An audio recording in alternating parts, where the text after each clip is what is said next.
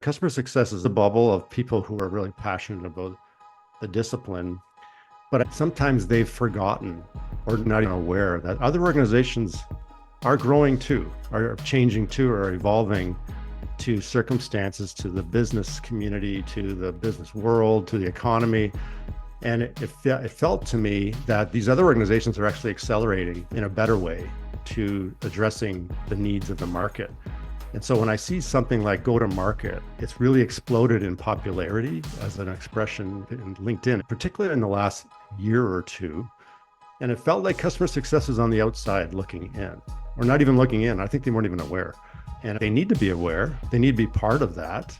If we don't talk about this as customer success focused professionals, I think we're not doing a good service to customer success. We need to get them to think more holistically about the customer's journey and even the parts that they don't play a role in, that they could be a factor in those things. And so go to market to me is the right strategy for customer success to figure out how it can fit in better and contribute more.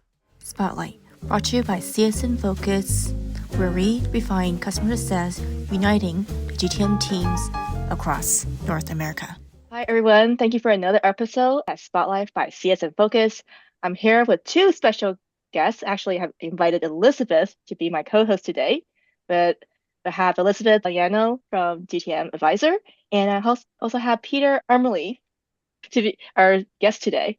Thank you and welcome. Thank you for inviting me to the co-host. I'm happy to be here and always love chatting with Peter. So this will be a great conversation. Thank you for the invitation to do this podcast, Emma. Before we start the conversation, Peter, we just read your article about Don't Ditch CS, leverage it to build the flywheel.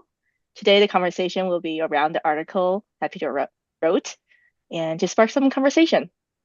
Okay. Well, just one clarification on that. I did collaborate with another individual on that piece, Dan Sparing, who's the CEO of Align Software. We've been in conversation for a number of months now, and we just thought it'd be nice to kind of collaborate on a piece that speaks to more like go-to-market versus just customer success. I love that because a lot of people think of their teams and their departments in silos, which I think is one of the huge issues across businesses. So I think it was a great article. If you haven't read it yet, make that the next thing you do. It's very thought-provoking and I think much needed and refreshing, very refreshing compared to some of the content that's been out there lately, which we'll get into a little later.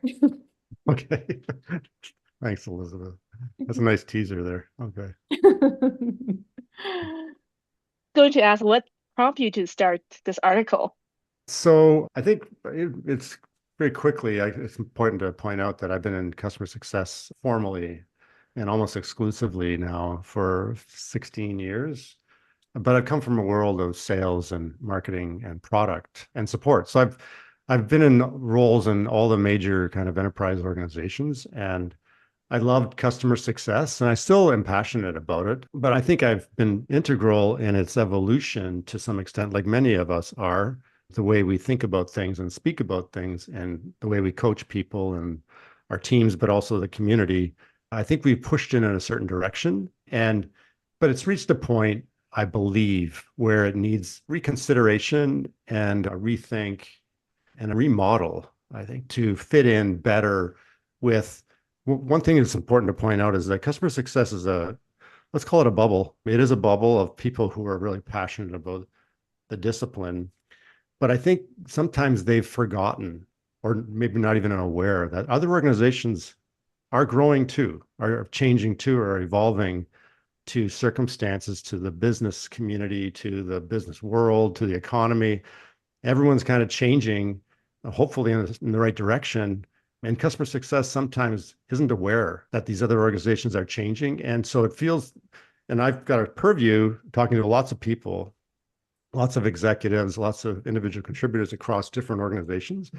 And it felt to me that these other organizations are actually accelerating in a better way to addressing the needs of the market.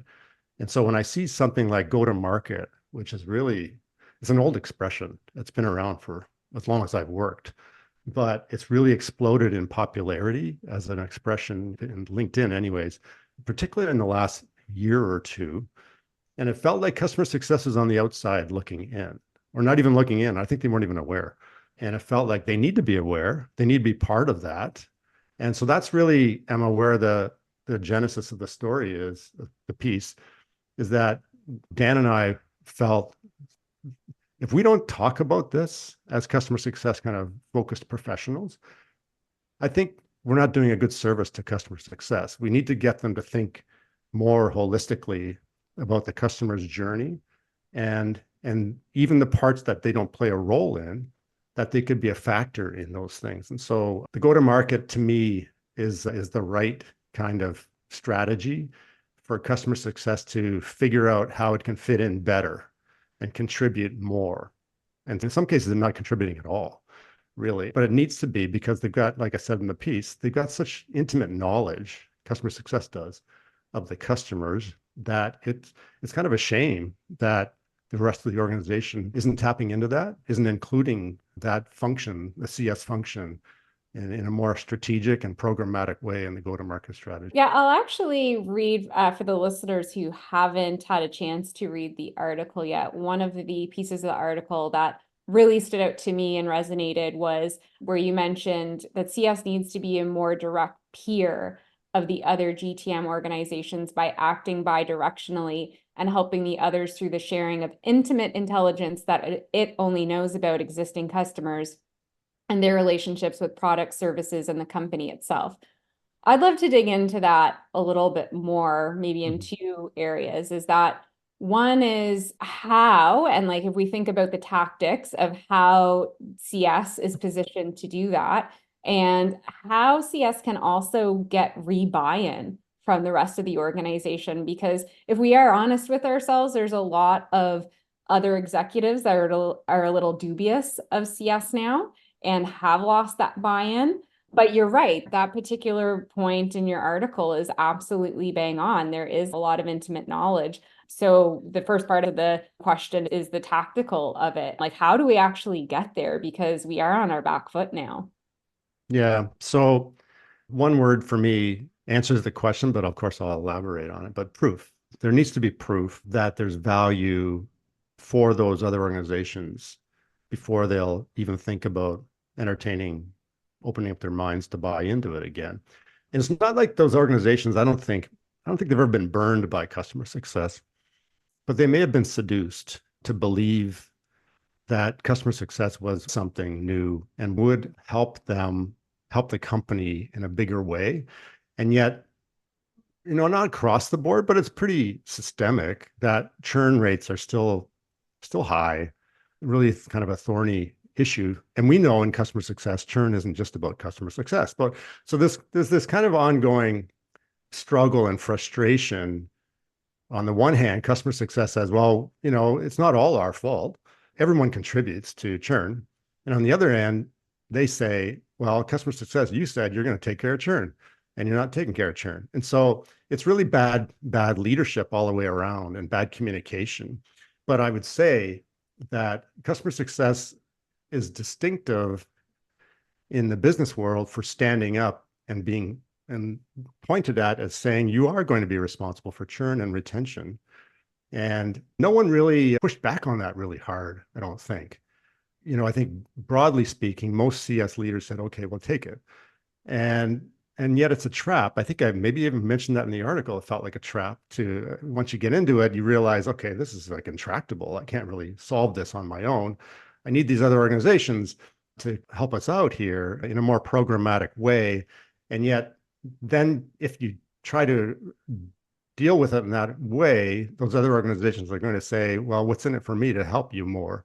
So it's really challenging, especially at the big enterprise level, I would say. It might work a little bit better at a smaller company, but I think ultimately customer success has to accept that it's on their back foot right now, and that their reputation isn't as stellar as it was, let's say, during the pandemic or even before the pandemic. And stellar meaning that there was a lot of inflated expectations and inflated reputation, actually, because there wasn't a lot of proof that it was making the progress that they claimed. And yet it was there. And now it's kind of eroded. And so if they want to get back into your question, Elizabeth, I think they have to come up with proof that there's value for those other organizations to think differently and almost invite them to be a peer in the go-to-market strategy. So I would challenge CS, all the stuff you say you can do, and I say this in the article, I say it all the time, you have to measure these things. You have to be able to kind of prove that the work you're doing with your customers, whether it's through success plans or QBRs, there needs to be kind of a value measurement there. And you have to get it from the customer's perspective. And then if that's provided to these or shown to these other organizations, they're going to see, okay, yeah, that makes a big difference. You guys are more of a serious business partner at this point, because ultimately that's what they want, is a business partner in the go-to-market strategy. Sales has been around for 5,000 years, right? Marketing's been around almost as long. And product, of course, is product. Products, that's where everything starts. And so these organizations are old, and they've got really tried and true kind of ways of doing things. Customer success is still relatively new.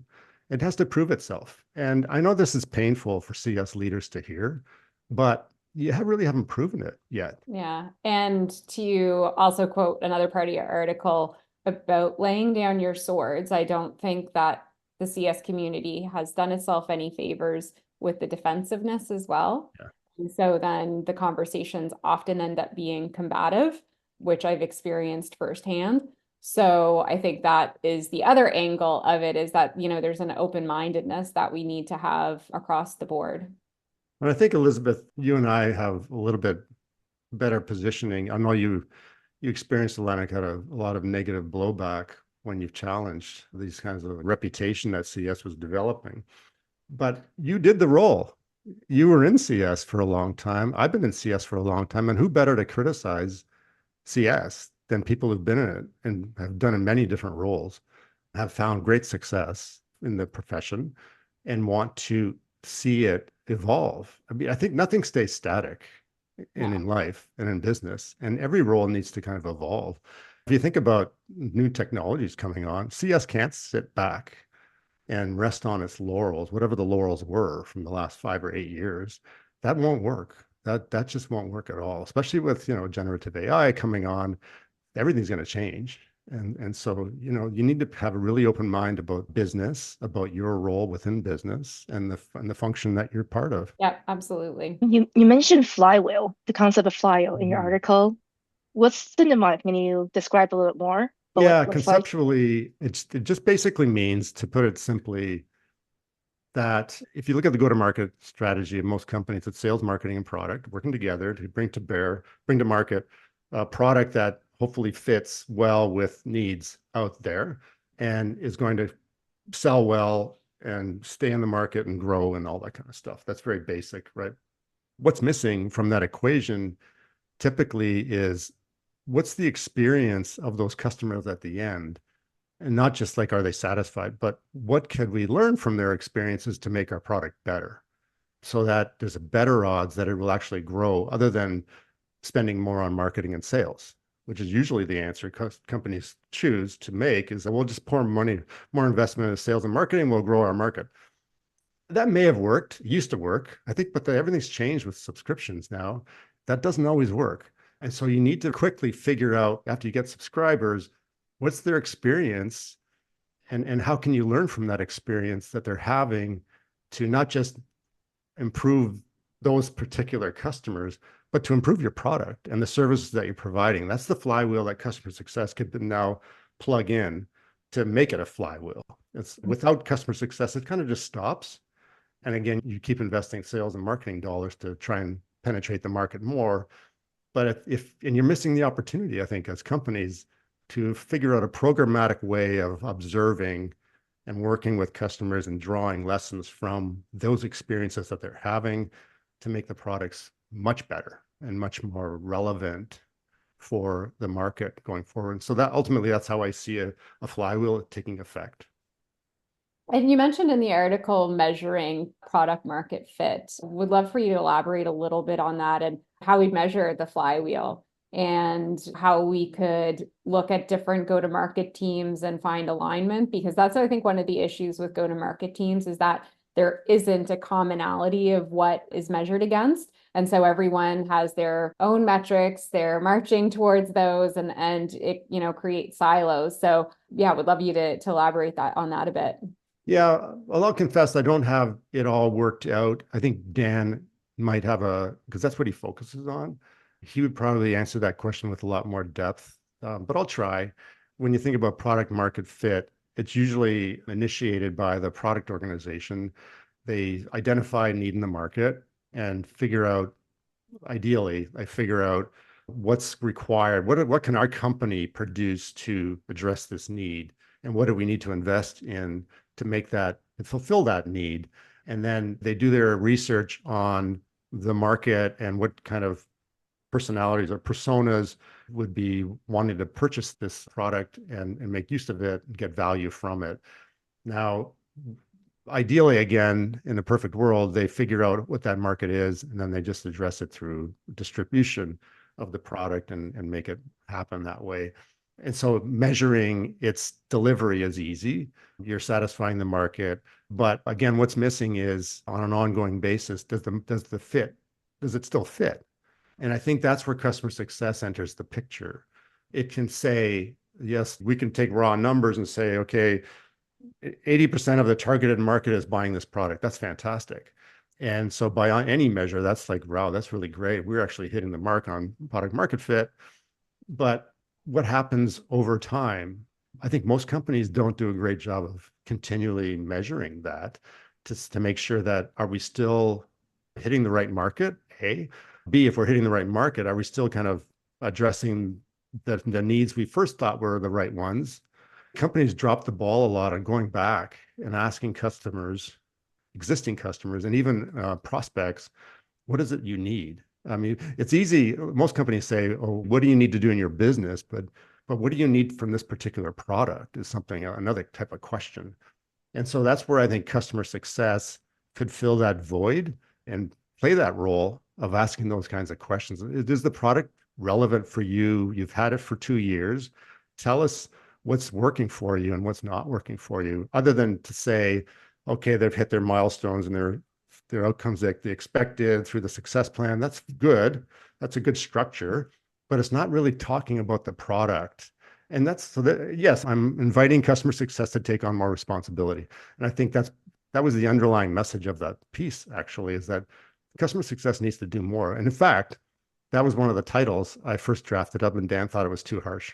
I said, I'm on TV during that one. I said customer success needs more work to do, or something like that. Anyways, yeah. It was a little more elegant than that. But ultimately, that's what I think customer success should be doing, is filling that void of how do you measure the ongoing fit of your product in the market? Because the product team can't do that. They can try, but they probably just do small sample sizes, whereas they're not really, as far as I know, most companies aren't tapping into customer success to address those questions. Yeah. One thing that I would love to see organizations do more, in particular CS and product do more together, is really diagnose. So like you said, it's what do you need, and not in terms of what feature, but what is the problem? Let's diagnose the workflow, the problem, and then we get to the feature functionality of how to solve for that. And oftentimes, I think, as probably all three of us have seen, it's feature request, feature request, feature request. Where does that fit in the roadmap without actually diagnosing? And I think that's one thing that we can all learn from our sales colleagues that do really great discovery and diagnosis. Mm-hmm. That needs to continue through the whole customer journey. And when you really diagnose, I think that makes a big difference with working with product teams as well. 100% agree with that. And I'm glad you pointed out that sales does a good job with that. I used to be part of sales, as I mentioned, and I loved being in sales. And maybe that sounds weird to my customer success colleagues at this time, but it shouldn't be. And yesterday I mentioned it to something or someone, I think it was on LinkedIn, that everyone has to sell, including customer success. You should be selling all the time. It's just overt or covert, that's all. And customer success is selling by way of providing great service and figuring out the needs of the customer going forward. That's really selling what value that your company can provide. But back to my comment, I mean, sales, your comment, Elizabeth, that's absolutely true. That's a big part of their job, is discovering business need in the community of customers and prospects out there, and trying to figure out what within our company do we have that can fill that need, and how do I position it in such a way that it's very compelling, and then they'll buy it. And if you flip it around, customer success should be doing the same thing. In fact, they've got a privileged position to do this because they've already got this established relationship. It's not like the customer is going to blow you off, because they need you to derive value from their investment. And while you're doing that for them, helping them to derive value, you should be trying to figure out what more you could offer to extend that value going forward beyond the renewal. You know, someone says it, and I wish I'd said it, it's like, renewal is not a success. That's just like a given. It should be a given. It's not something that you should be bonused on. It's It's a good point, actually. Yeah. so, you know, really what customer success should be shooting for is expanding the investment of customers. That's really hard for a lot of people to hear. I know that because I talk to CSMs too, and it's not their fault that they feel that way, that it's like, what? It's really the leaders who need to articulate that long-term value proposition of customer success to clients, and how that translates into the role of a CSM to work with customers in a long-term fashion. Even if it's a 2-year engagement, you still should be thinking of them as a 4-year partner or 6-year partner. And how are you going to maintain that? And what's in it for the customer to want to be with you for 6 years? So you have to figure that out, I think. Well said. Well, you mentioned renewal and expansion. I have a question, it's kind of like a hot take. There's a lot of conversation about NRR. Yeah. Is CS, should we keep talking about NRR as North Star, or what's your take on that? When NRR became really big, I remember saying on LinkedIn, I said, I love NRR because, and not because I love NRR because it's complicated, or it should be very complicated. I think people, like everywhere in business and in our societies, want the simple answers to everything. So people see NRR, like a senior executive might say, customer success is responsible for NRR, which we know that can't be true. But a lot of companies are treating CS that way. And so it's a very kind of like superficial way of looking at it, I think. It's NRR, customer success is going to take care of it, and it'll be great. And that sounds very Trumpian to that kind of an approach. And I see it as NRR should be a metric for customer success, but as a way of educating the rest of the company, what are the factors that go into NRR? I think so many companies, CS leaders, miss the opportunity. There's always also opportunity to educate your company. And most people don't do that. They just accept this responsibility without turning around and saying, okay, I accept this. This is what we need you to understand. And I coach CS leaders and say, you should be strong enough to stand up to the C-level people and say, yeah, we'll take that on. Let's understand what's going into this NRR and what we have levers to pull, and what other organizations, what levers they have to pull. And they all have to be pulling these levers. And that's something that a lot of senior leaders would appreciate if it's articulated properly. Then that wouldn't be unreasonable. They'd say, okay, let me think this. And someone needs to be responsible for shooting for this NRR, but let's admit that there's other people that have to be involved in this. So that wasn't much of a hot take, Emma, but I other than me saying I love NRR, I love it because it's complicated. And if you look at it, NRR is a true reflection of how well your company is doing. Yeah. Because if your company's firing on on all cylinders, your NRR should reflect that, but it doesn't mean CS is responsible for that. Yeah, the hot take may be coming from the fact that there's a lot of debate right now across LinkedIn on NRR, and some seem to be going as far to say that we shouldn't be tracking it and it, isn't worthwhile. And I think that there was a post from, a thought leader, well-known influencer, that was maybe taken out of context in terms of that there are underlying things to NRR that we need to track. But kind of my thought on it is, well, CS abdicating responsibility or accountability or measuring willingness to have a big stake in NRR, I don't see it as much different from sales saying, well, then I'm abdicating my responsibility on ARR because I need marketing and product marketing and product. Like, Yeah. to me, it's just No, it's okay. a great analogy, actually. You No. know, we all need to work together, which again, I think goes back to your article and why it's so powerful is Yeah. because it does bring that underlying foundational element of how do we work together. And then someone has to own NRR. Is it Yeah. the only thing to track? No. Are there things that drive NRR that we need to track? But yeah, sales has been doing that for years.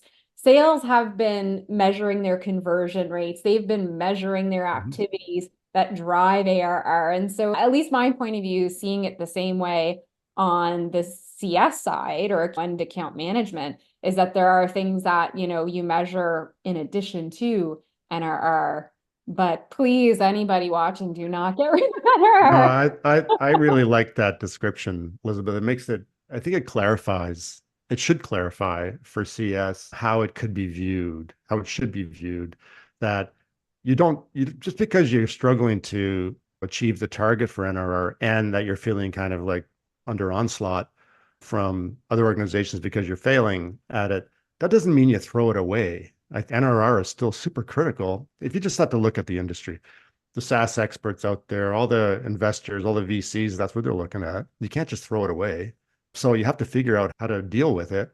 And the way you deal with it is the way you just described it. You accept it as like the way sales accepts ARR. Yeah, they're going to take responsibility for it, but they know they need marketing. They need other types of organizations to contribute energy and effort towards achieving that ARR. Yes, sales gets the acknowledgement of it.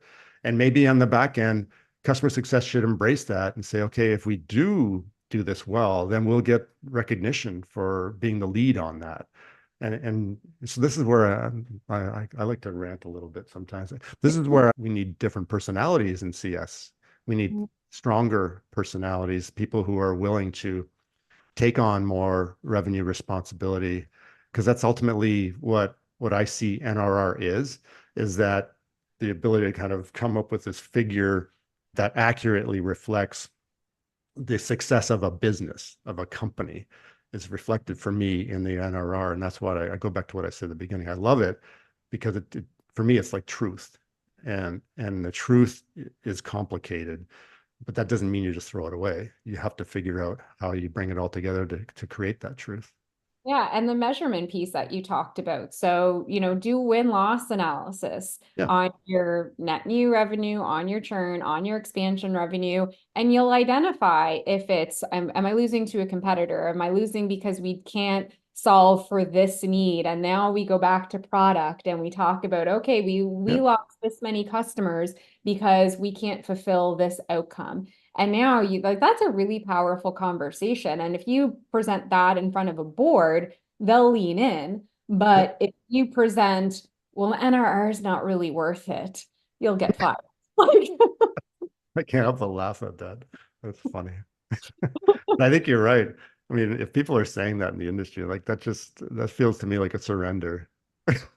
yeah, yeah. No, I was actually telling Emma earlier, I was speaking with someone who I know quite well, and they kind of got caught up in this anti-NRR revenue conversation and narrative that's going on.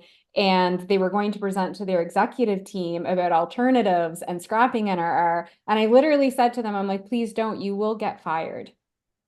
Like, if that's what you go in with, Especially in this climate. That's yeah. crazy. I know, wild. I just blew my mind. I could probably talk about this alone for another hour, but I will stop. Yeah, the whole swords and shields thing, that's essentially, to me, that's your last defense, is to hold up a sword and a shield to defend what? What are you defending? Because in today's climate, like I mentioned, everyone needs to be accountable for contributing to revenue of a company. And this is what CS is facing, is just kind of a delayed kind of reaction or response. CS has had 10 years of being forgiven for not really committing to it, financial metrics at all, which is amazing when you think about it, because it was operating on a promise that it would by virtue of creating great relationships and maybe having some structure around showing progress towards goals and stuff would be enough. It would be enough for customers to say, yes, you're a great company and I want to invest more in you. That hasn't borne to be true. So 10 years is up. I think that's enough time. That's a long time to have proven something. And so if I'm a C-level executive, I would say, yeah, come on, you got to step up. And if you can't step up and show us how you're going to contribute to revenue, then we'll find someone else to do it. To your point, Elizabeth, those days are over. No, you have to be part of this new kind of paradigm of everyone accepting, responsibility and accountability. Yeah. If people are caught up in sharpening their swords as opposed to adapting and actually executing, then other parts of the business will lap you. You will get lapped by sales and marketing and get left even further behind, which will further erode CS. So I think it's, whether we like it or not, and whether it's uncomfortable or not, you have to lean in, and it's time to accept it, or people will become irrelevant if you don't. I have a friend, a common friend, a mutual friend, Mark Stoos, who's the CEO of Proof Analytics, and he talks a lot on LinkedIn about causality, and I like that topic a lot too, because it's complicated and it gets at the truth of things, and people like to avoid the truth because it's hard to find truth in business and surface what the truth is. And what I mean by truth is the cause of things. It's super complicated in companies to figure out, okay, where did this problem stem from? And to avoid it doesn't make any sense. And so when you talk about CS contributing in a different way, they could lead the cause, they could lead the charge for causality if they chose to, much like you mentioned about the product, Elizabeth, is that, there's opportunities to help the product team figure out why certain features even are not working well for the customer, through all good intentions of the company, provide features that they thought would be wonderful in the market and they're kind of lackluster. Why is that? I mean, there's reasons why. There's a host of reasons that products aren't sticky in the marketplace. And customer success, again, has this privileged position of leading the charge. I was going to say joining, but no, it's leading the charge to figure out why that's so. And to me, that's part of causality, is to figure out why customers churn. That's just a simple example of a problem and customer success has access to, and they can figure out in different ways. Anita Toth talks about this all the time, how you have to ask good questions and look at underlying reasons for why customers choose to churn, regardless of your health score, that sort of thing. So. Yeah, it's an opportunity. I don't want to sound overly dramatic, but it is almost at the point where it's okay, you either take charge and lead the opportunity, or you continue to play the victim and sharpen your swords and you get left behind. Yeah, I like that left behind thing. That's the powerful image. And that's what I think too. And that's why I said that customer success sometimes is so much in its bubble that it doesn't really understand or realize these other organizations are flying too. People like to think of support as the static organization. When I was at Oracle, I was in customer success, but we were joined at the hip with support. We all reported into the head of engineering, which is a different kind of structure for customer success. But I thought it was perfect for that company because it's a very technical company. Customer success needed to be wedded to the product more. And so structurally, organizationally, that was the right choice. And we were so intimate with support. I was amazed what they were doing in terms of machine learning and changing the way their agents worked and all that kind of stuff. And so my point is that customer success professionals would do well for themselves if they just looked outside and understood that these other organizations they got their foot to the pedal too, and they're running really hard, trying to improve the way their processes work as well. They're not staying static. Support, often the unsung hero, to be honest. Yeah, it's a great example. What would be the one advice, like you said, lean into understanding product, what the needs of the customer a little bit more? What advice would you give to the CS leaders or CS organization out there? I would say, I think you mentioned a couple there that are typically the ones I would say is get close to your customers and understand their businesses. But I think sometimes when I talk to customer success people, I don't hear often enough that they're talking to the product teams. I want the customer success audience to hear from a product leader how he thinks about customer success, but also just the product in the market and what his needs are for understanding its value to the customers in the community. So back to your question, Emma, I think a good piece of advice is you CS leaders should be spending time with the product leaders. We always talk about sales leaders, that's important, but I think product leaders are thirsty for the market information about the customers, how they're using the product, and maybe your own ideas about that you're observing in the market, your customers' market, for potential business opportunities for your company. Even if it sounds outlandish, I think they would appreciate hearing it. And so beyond just the very specific, here's a feature request this product gave us, this customer gave us for this product, I think there's opportunities for you as a CS leader to get together with the product team to understand what their needs are vis-a-vis the customer community, and how maybe customer success could play a better role or a stronger role and a bigger role in helping the product team improve the product.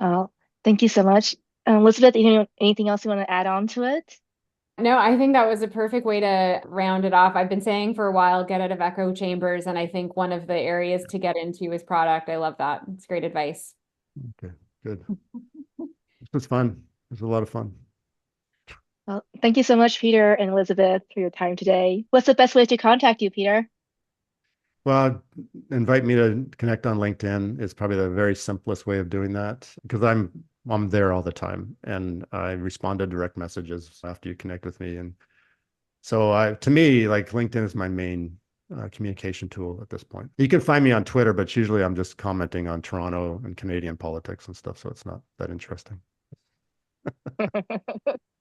Well, we'll support each other on LinkedIn. Everybody go like Peter's article. Yeah, please read it and let me know your thoughts. I really appreciate the commentary. I try to comment back to all comments. I was really surprised, honestly, that people took the time to read, 1,500 words. That really told me something about our community out there. Absolutely. All right. Thank you again. Thank you. It's lovely chatting with you. Thanks. Nice seeing you guys. Thank you. Okay. Bye-bye.